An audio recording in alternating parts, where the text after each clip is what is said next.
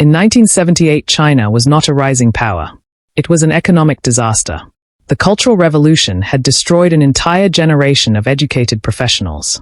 Agricultural collectivization had produced famines that killed tens of millions of people. Industrial output was stagnant. Foreign investment was essentially non-existent. The average Chinese citizen earned less per year than most people in sub-Saharan Africa. There was no reason, looking at China in 1978, to predict that within 40 years it would be manufacturing half the world's goods, holding over $3 trillion in foreign currency reserves, and building infrastructure projects on every inhabited continent. Deng Xiaoping looked at this disaster and made a decision that the ideological framework of the Communist Party made almost impossible to articulate openly, but that the evidence of 40 years makes impossible to deny. He decided to use capitalism to save socialism. He decided to open China's economy to foreign investment, to market mechanisms, to the profit motive, and to the specific dynamism of private enterprise while maintaining the political control of the Communist Party over the direction and the terms of the engagement. And the primary instrument through which he maintained that control, the mechanism that allowed China to attract foreign capital while ensuring that foreign capital served Chinese development rather than the other way around, was tax. The special economic zones established in 1980 in Shenzhen, Zhuhai, Shantou, and Xiamen were the opening move.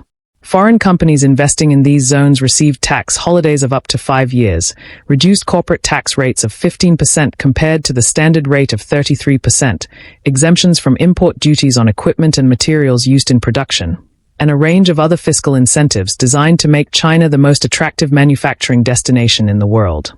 The zones worked. Foreign capital flooded in. Manufacturing capacity exploded. Export volumes grew at rates that the global trading system had never seen from a single country in such a short period of time. But here is what the Western companies investing in those zones did not fully understand.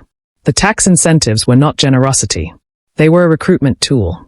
China was not giving foreign companies a good deal. It was hiring them.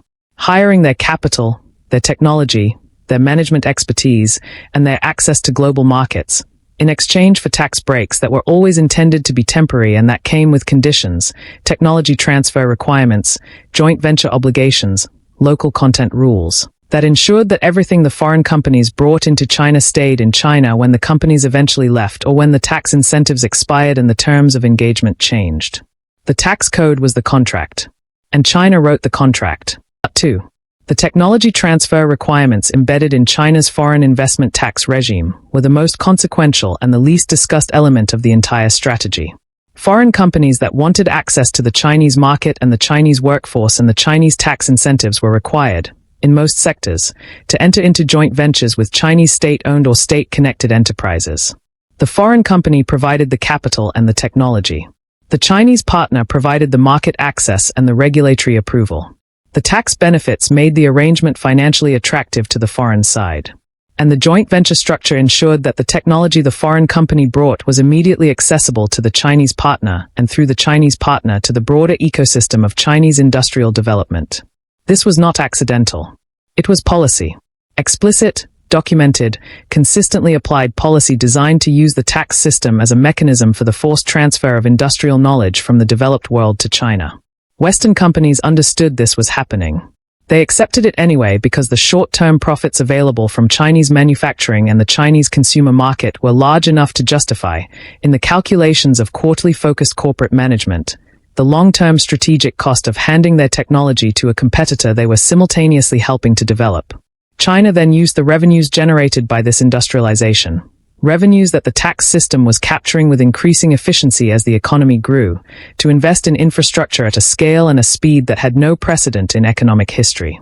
The roads, the railways, the ports, the power grid, the telecommunications infrastructure that transformed China from a country where most people lived in poverty to a country capable of manufacturing and exporting goods at global scale, were built with public investment funded by the tax revenues generated by the very foreign investment that the tax incentives had attracted. The tax breaks paid for themselves many times over in the tax revenues that the economic activity they stimulated eventually generated. The value-added tax system that China introduced and refined over the reform period was a particularly powerful instrument of industrial policy. By exempting exports from VAT while applying it to domestic consumption, China effectively subsidized its export sector through the tax system in a way that was technically compliant with World Trade Organization rules while delivering the same competitive advantage that an explicit export subsidy would have provided. Foreign competitors manufacturing in their home countries and paying full VAT or its equivalent on their inputs faced a structural cost disadvantage against Chinese manufacturers whose export products were VAT exempt. The playing field was not level. The tax system was the mechanism that tilted it.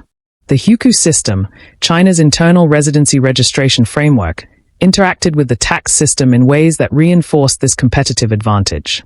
By restricting the social services, education, and healthcare that rural migrants working in urban factories could access, the huku system effectively subsidized Chinese manufacturing wages with a cost that was borne not by the employer but by the worker and by the rural communities from which the workers came.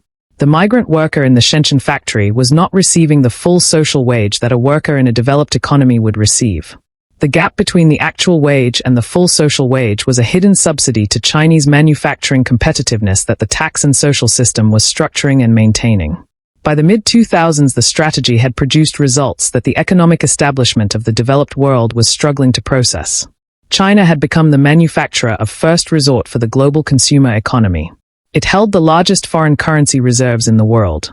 Its state-owned enterprises, restructured and recapitalized through a process that used the tax system to concentrate capital in strategically important sectors, were beginning to compete internationally not just as low-cost manufacturers but as technology developers and global investors. The country that in 1978 had been too poor to feed itself was by 2005 the largest holder of United States government debt in the world. The West had financed its own competitive displacement. And the tax system was the mechanism through which the displacement had been engineered. The third phase of China's tax strategy is the one that is still unfolding and whose consequences are the least understood and the most significant for the shape of the global economy over the next 30 years.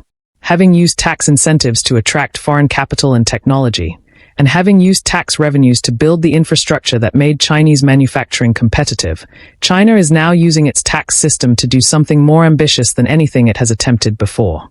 It is using it to move up the value chain, to transition from being the world's low-cost manufacturer to being the world's technology leader in the industries that will define the 21st century economy.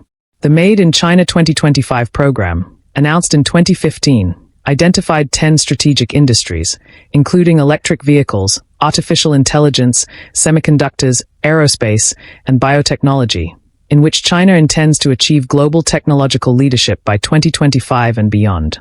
The fiscal instruments deployed in support of this program are a direct continuation of the tax strategy that Deng Xiaoping began in 1980. Research and development tax credits that reduce the effective tax burden on companies investing in qualifying technology development. Tax incentives for companies in strategic sectors that are more generous than anything available to companies in non-strategic sectors.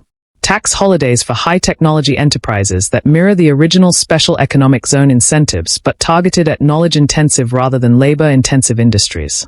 The electric vehicle sector is the clearest current example of this strategy in operation. China subsidized its domestic electric vehicle industry through a combination of direct subsidies and tax incentives for over a decade, creating a domestic market large enough to allow Chinese manufacturers like BYD to achieve the scale economies that drove their costs below the level at which Western manufacturers could compete. The result is that China now dominates global electric vehicle production in a way that its dominance of low-cost manufacturing in the 1990s and 2000s foreshadowed, but that carries far greater long-term strategic significance. Electric vehicles are not a low-margin commodity product. They are a high-technology, high-margin product whose dominance determines the trajectory of the automotive industry for the next century. The semiconductor ambition is more contested and more revealing of both the power and the limits of the tax strategy. China has deployed hundreds of billions of dollars of fiscal support, including tax incentives, subsidized loans, and direct government investment, in an attempt to develop a domestic semiconductor industry capable of producing advanced chips independently of the Western and Taiwanese supply chains that currently dominate global production. The American response, which includes export controls designed to prevent China from acquiring the advanced chip manufacturing equipment that its fiscal strategy cannot itself produce, represents the first serious attempt by a Western government to use its own regulatory power to counter the Chinese tax strategy directly. The chip war, as it has come to be called, is the point at which the Chinese tax strategy encounters its most significant structural limitation. Tax incentives can attract capital. Technology transfer requirements can accelerate knowledge acquisition. Infrastructure investment can create the physical conditions for industrial development. But some technological capabilities, the most advanced semiconductor manufacturing processes in particular, cannot be acquired through tax policy alone. They require decades of accumulated engineering expertise, specialized supply chains, and research ecosystems that money and tax incentives can support but cannot conjure from nothing on a policy-determined timeline. China understands this. The fiscal response has been to increase the resources deployed in the semiconductor sector rather than to accept the limitation, with state funds for chip development reaching scales that dwarf anything the Western private sector has invested independently. Whether this fiscal escalation will succeed in closing the semiconductor gap is the most consequential open question in the global economy today. The answer will determine whether the Chinese tax strategy, which has succeeded in every phase it has completed so far, can succeed in its most ambitious phase yet. What is not in question is the scale of what the strategy has already achieved. In 1978, China's share of global manufacturing output was approximately 3%. Today it is approximately 30%. In 1978, China had no companies in the global Fortune 500. Today it has more than the United States. In 1978, the average Chinese income was equivalent to approximately $200 per year. Today it is approximately $12,000. The transformation is the largest and fastest improvement in material living standards in the history of the human species. And at the center of it, less visible than the factories and the infrastructure and the technology companies, but more fundamental than any of them, is the tax system. The specific decisions about what to tax and what to exempt, whom to incentivize and whom to burden, which industries to support and which to allow to decline, that Chinese economic planners have been making with extraordinary consistency and extraordinary long-term vision for 40 years. The West built its economic dominance on the assumption that free markets, left to their own devices, would produce optimal outcomes. China built its economic rise on the assumption that tax policy, deployed with strategic precision and political will, could direct markets toward outcomes that the state had decided in advance were desirable. The evidence of 40 years suggests that China's assumption was closer to the truth. Not because free markets do not work, but because markets with a well-designed tax system behind them work better. And because a government willing to think in decades rather than election cycles can use that tax system to achieve things that no collection of quarterly earnings reports was ever going to produce. That is how China taxed its way to the top. Not by accident. Not by luck. Not by currency manipulation or intellectual property theft or any of the other explanations that are easier to accept than the uncomfortable truth. By deciding, 40 years ago, that the tax code was a weapon. And by using it with a discipline and a long-term consistency that no Western democracy has ever managed to match.